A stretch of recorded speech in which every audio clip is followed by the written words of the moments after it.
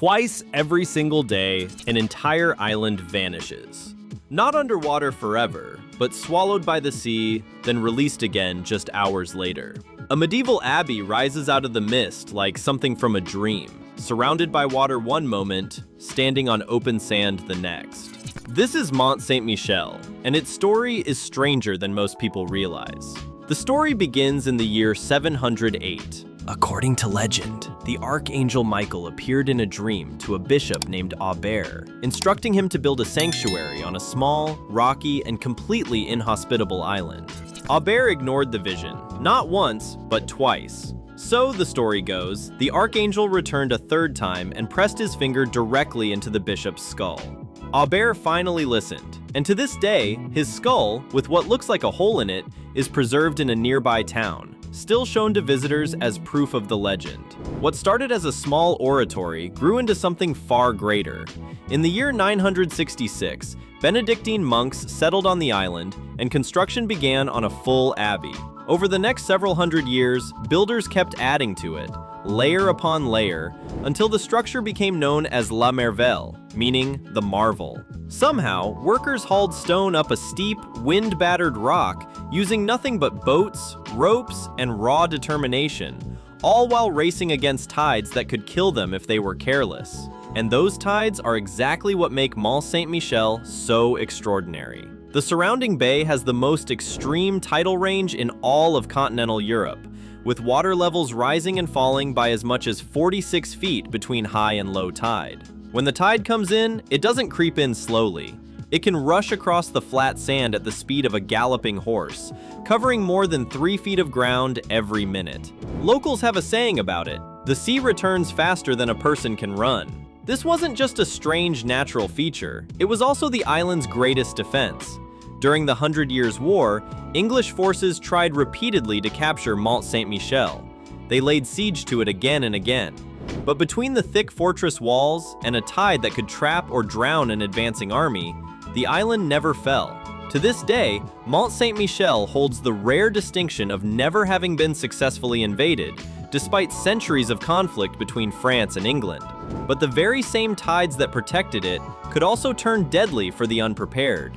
Hidden beneath the wet sand are patches of quicksand, capable of trapping careless visitors before the incoming tide arrives. Even today, tourists are warned never to walk out onto the flats without a certified guide who knows the safe paths. What looks like a peaceful beach can become dangerous within minutes. Over the centuries, Mont Saint-Michel's purpose shifted dramatically. It became a major pilgrimage site during the Middle Ages. Then, after the French Revolution, the abbey was stripped of its religious role entirely and turned into a prison. Locals nicknamed it the Bastille of the Sea. Political prisoners were held within the very same walls that monks had once used for quiet prayer. It wasn't until 1863 that the prison finally closed, and the long process of restoring the site as a monument began.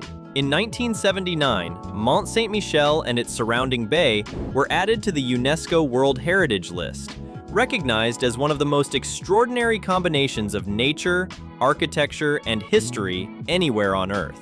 Today, it draws close to 3 million visitors a year, making it the most visited site in France outside of Paris itself. Yet through it all, only a tiny handful of permanent residents actually call the island home. Even the causeway connecting the island to the mainland has its own complicated history. For centuries, visitors could only cross at low tide, walking directly over the sand, always racing the incoming water. A raised causeway was eventually built to make travel easier, but this accidentally caused sand to build up around the island over time.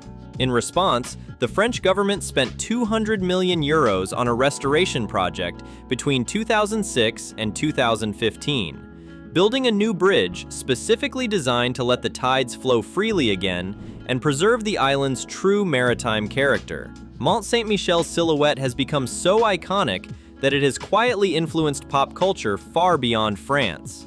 Its dramatic towers and cliffside walls are widely believed to have inspired the design of Minas Tirith, the great city in The Lord of the Rings, as well as the castle imagery used in Disney's Tangled.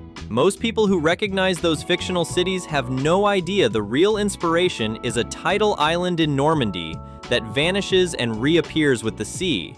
exactly as it has for more than 1,000 years. From a bishop's stubborn dream to an unconquerable fortress, and now to one of the most photographed landmarks on the planet, Mont Saint-Michel remains something the modern world rarely sees anymore. A place still ruled entirely by nature's own clock. Twice a day, the ocean decides whether this is an island or simply a hill standing in the sand. And twice a day, without fail, it changes its mind.